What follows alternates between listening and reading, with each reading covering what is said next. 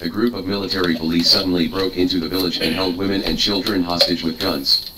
They did not dare to enter the house, but shouted at the surrounding houses, "Quickly call the Communist Party to come out and surrender, or I will kill them."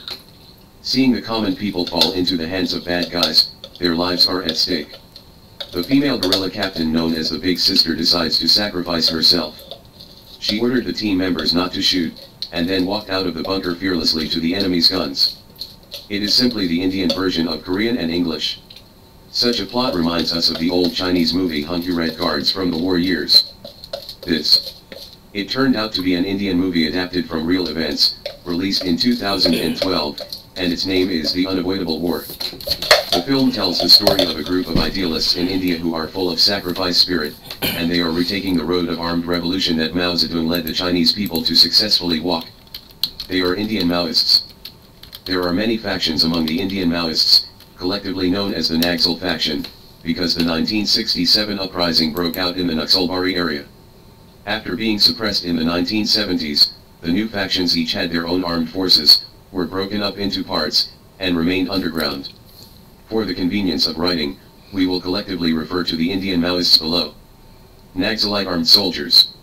The realistic background of this film is the rise of the Maoist armed forces in India. They stated in their program that they would follow the strategies and tactics formulated by Mao Zedong when leading the Chinese Revolution, carry out the new democratic revolution in the form of People's War, and finally establish a people's government. The flag of the Communist Party of India, Maoist. They pointed out in the party program, "We are the joint vanguard of the Indian proletariat." With the central task of persisting in the protracted People's War and seizing power, we will take the road of encircling the cities from the countryside and finally seizing the cities. The minimum program is to overthrow the indirect rule of neocolonialism and the semi-colonial and semi-feudal system of India under exploitation. Down with imperialism, feudalism, and the big bureaucratic comprador bourgeoisie. In recent years, the scope of influence of the Maoists in India has expanded rapidly, and their activities have spread over nearly 40% of India's territory. From the border of Nepal in the north to the southern mountains of Andhra Pradesh, it is called the Red Corridor. Some places already have liberated areas.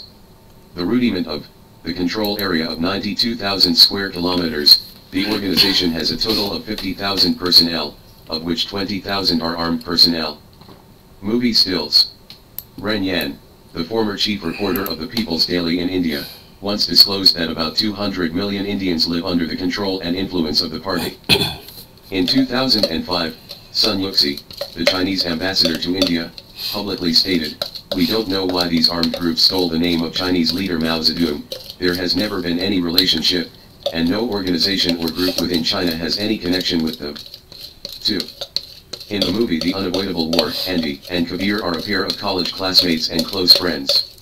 After graduation, Andy has a smooth career and was promoted to the superintendent of police. However, Kabir had a sense of justice and was rebellious. He was expelled from the police academy and frustrated in business repeatedly. During the Indian Revolution, the pair of best friends went from being close comrades in arms to parting ways and becoming rival enemies. Friendship and politics, rebellion and loyalty, love and sacrifice are intertwined and staged a tragedy. At the beginning of the movie, the imperialist business giant Manhanda Group plans to invest huge sums of money in the development of steel projects in the South Tej area, on the condition that the Maoist armed forces in the South Tej area be wiped out because the Maoist base is in the South Tej area. Not long ago, more than 80 police officers including police elite KK were wiped out by Maoist armed forces. There, the only thing the police can manage is the police station, and the gates must be locked during the day. Locally, people do not turn to the police, but to the Naxalites and the People's Courts. Cinema shot, law enforcement by the People's Court. Ambitious Andy volunteered to go to Nandaj. But because the Maoist armed forces took root among the people, Andy was like a blind and deaf man. Not only did he not have accurate information, but he also fell into the trap of false information from the Maoist armed forces. Not only did he lose his troops, he was also injured. He was at a loss. Kabir, who valued love and righteousness, voluntarily sneaked into the Maoist armed forces, provided information for Andy, staged an Indian police version of Infernal Affairs, won a series of victories, and even captured Rajo, the leader of the Maoist armed forces. However, in the process of fighting side by side with the Maoist armed forces, Kabir gradually got to know them, and also saw the true face of the government, and became a real Maoist fighter. And he and Andy turned from a pair of friends into sworn enemies. The unavoidable war reveals a simple fact: supranational multinational capital is the real king of the world. Whether it is the elites of the world, they are nothing more than thugs who clear the field for them. As for the poor farmers in Nandaj, they are regarded as worthless by him. Only the Maoist armed forces are their serious troubles. In the film, the scene of the demolition of the Manhanta group is shocking. A huge forklift broke into the village and easily destroyed the farmers' thatched huts like building blocks, and the farmers who were too late to move fled everywhere. What about the property rights boasted by society? Not even a shadow could be seen. Demolition of the printing plate. Kabir volunteered to join Nasser as Andy's informant, not only because of his friendship with Andy, but also because he thought he was doing something just. But after getting along with the guerrillas for a period of time, Kabir painfully discovered that he was wrong. The awakened Kabir did not hesitate. He kidnapped Manhanta's son and redeemed the captured Maoist armed leader Raju. The chip was placed on himself, and finally he gave his life. Thus Kabir's awakening heralded the awakening of most people in India. The movie Unavoidable War vividly demonstrates a fact that is extremely difficult to change: the state apparatus is only a scavenger of capital, and every time the police win a clearing victory, capital will become more cruel. From the perspective of the Indian government, this is not so much a war that cannot be avoided as a war that cannot be won, because every victory of the police will give itself make more enemies. This movie made the audience realize that the people of India are great. When capitalism has gradually revealed various crises, showing that it cannot solve various problems facing human beings, such as poverty, hunger, polarization, environmental pollution, etc., human beings have lost the ability to imagine the future and cannot come up with a complete alternative plan at that time. The Indian people use their actions to give their own answers. Take the Jingangshan Road, and oppose the armed counter-revolution with armed revolution. They sang a shocking slogan: "Don't endure oppression anymore, we will stand up and be the masters." 3. The root cause of low-intensity civil war in India: serious land annexation. The gap between rich and poor is too big, too many poor. Although India is developing rapidly, widespread poverty, severe caste discrimination, and insufficient police force have provided the Maoists with the soil to grow. In the underdeveloped rural areas of central and eastern India, the Maoists put forward slogans such as "Redistribute the land," "Down with the exploiting classes," and "Everyone is equal," while adopting guerrilla tactics to continuously attack the government. Along with these activities, the territory controlled by the Maoists has also expanded rapidly. The picture shows that on September 30, 2004, in Hyderabad, the Maoist organization held a rally of 30,000 people. Today, Maoist forces have controlled and influenced 180 million people in India, and their activities have reached 18 states, and they have established a red corridor. The shades of colors represent the strength of power. India's Red Zone, 2007. In the red areas, the Maoists established their own government, schools, hospitals, and taxation system. On the surface, New Delhi still rules these places, but night and day belong to each other. In September 2004, the People's Guerrilla Army, Maoist Communist Center and scattered small armed forces were reintegrated into a collective. This armed force was officially named Indian People's Liberation Guerrilla Army, because it is still in the period of guerrilla warfare. After entering the War of Liberation, they will be renamed the Indian People's Liberation Army. The People's Liberation Guerrilla Army is divided into 3 parts: the main force, the guerrillas, and the militia. At present, the main force is at least 10,000 people, but there are less than 6,000 guns. AK-47, rifles, carbines, pistols and other weapons are widely used. The explosives are mainly grenades and landmines. There is also a small factory for the technical team, which can produce guns, ammunition, and repair weapons. The number of guerrillas is a mystery, because it is difficult to count, and there are about 50,000 militiamen. Although the weapons are not as good as the government army, their organizational, command and combat capabilities are not lost to the government army, or even stronger, because they are fighting to liberate the Indian people. Movie stills: the memorial wall of the CPI, Maoist, faction. From left to right are Stalin, Lenin, Chairman Mao, and Marx. Above the commemorative wall above is the symbol of the People's Liberation Guerrilla Army, with a sickle and an axe plus a submachine gun. From an artistic point of view, it is not very beautiful and simple, but this is India. Revolutionary Armed Forces of CPI Maoist. It can be seen from the picture above that they are all poor, and most of them are of low caste. In the 20th century, there are still caste-based countries in this world. If you don't stand up and resist, then you will be hell. Weapons of government forces seized by Indian Maoists. The People's Liberation Guerrilla Army is no longer just a simple combat unit in the late 1960s, but now they are also propaganda teams and production teams, and Maoism has been learned more and more deeply. Today, this armed force already has its own education, medical treatment, technology, communication, supply, intelligence, guidance group, guard group, and other systems. The entire organization operates like the Red Army of Chinese workers and peasants, and the source of soldiers is selected from the militia. Women are also important members of this army. In India, women are the most oppressed group. As long as they are awakened and get rid of religious thinking, they are qualified revolutionary fighters and have regained their dignity and self-confidence. By December 2, 2010, the PLGA had completed its 10-year formative period. During this decade, the formation of the PLGA has proven to be a historic event. Never in the history of India has such a people's army been built. During this decade, the PLGA achieved many victories and gradually developed the capabilities it needed to fulfill its historic mission.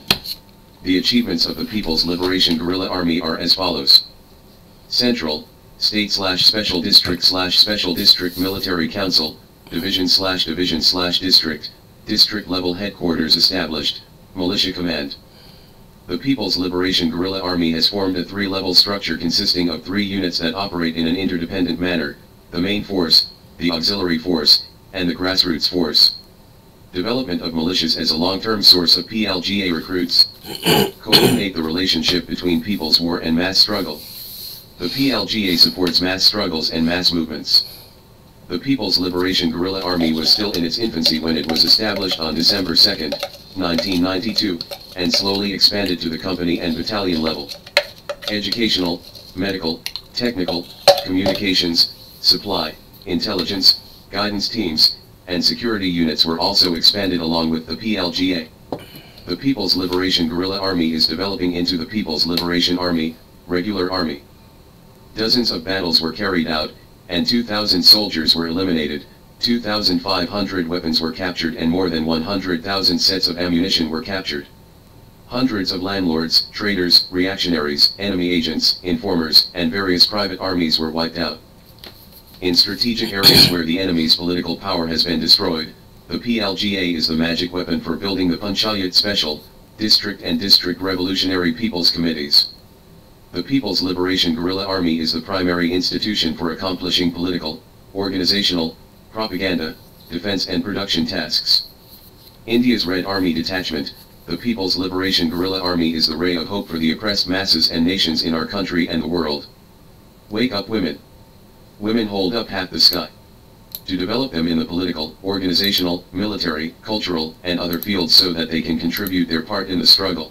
Helping working class women achieve self-reliance. Female soldiers in the CPI, Maoist, Armed Forces. On April 6, 2010, in the Dantewada area of Chhattisgarh State, India's Central Reserve Police Force, known as the world's largest paramilitary security force, and the state's police were ambushed, and more than 80 officers and soldiers died. On February 22, 2013, a vehicle of the Bihar State Police Force was involved in a landmine warfare, and at least 3 policemen were killed.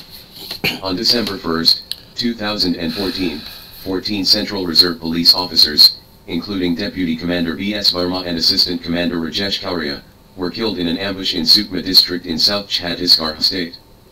On April 24, 2017, 300 CPI, Maoist, armed personnel launched an attack in Sukma County, Chhattisgarh State, India, killing 25 policemen.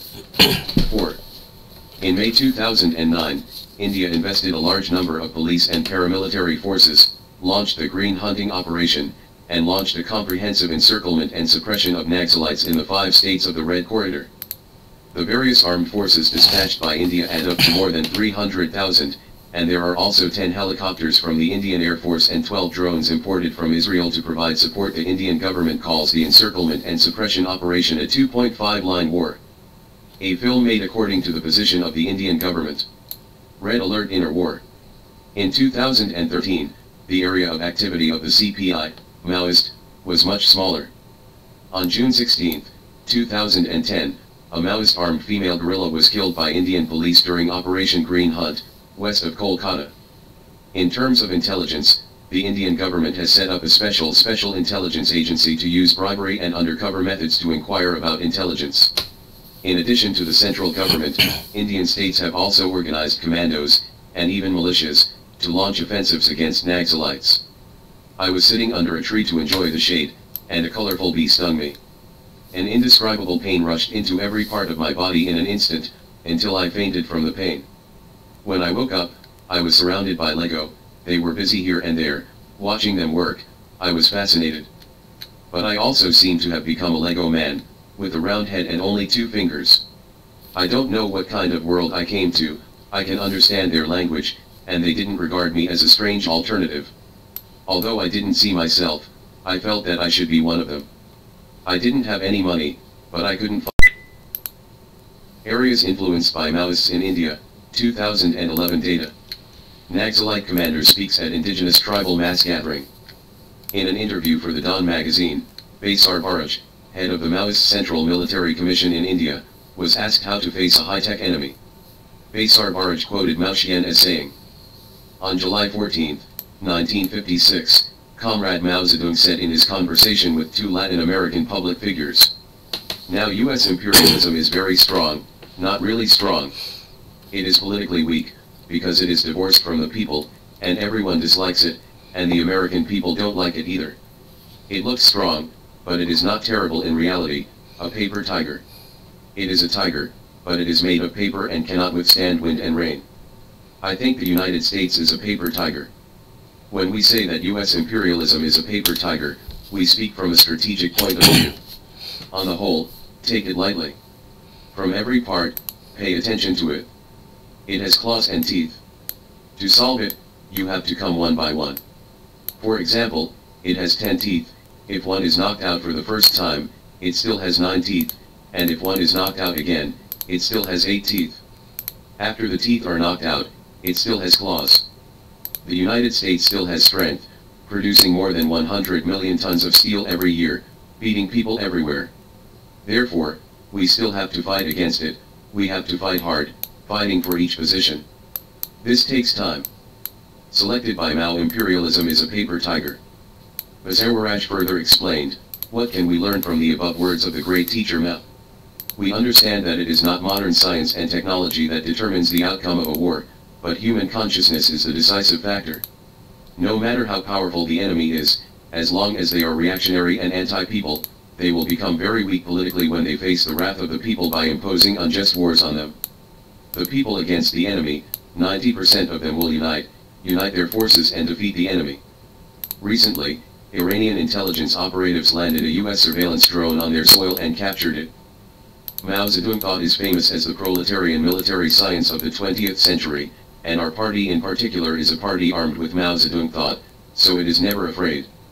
Comrade Mao Zedong taught us repeatedly that only the people's war based on the masses can win victory. Inspired by the revolutionary political parties and the People's Army, the people no longer endure the exploitation, oppression, and suppression of the ruling class and its mercenaries, and join in the war of resistance on a large scale. Can be seen in: we need 3 magic weapons to achieve revolutionary victory: the party, the army, and the united front. The fighters called party wield the 2 weapons of the People's Army and the united front. These 2 weapons were especially needed for the victory of the revolution. The struggle of the Naxalists has also attracted attention inside and outside India. Swiss left-wing writer Jan Myrdal went to the guerrilla zone for 16 days in 2010 to interview and wrote the book Red Star Shines on India. Book, very appreciative of the Maoists in India. This contest has been going on for decades. Who can have the last laugh? It still depends on who can win the hearts of the people.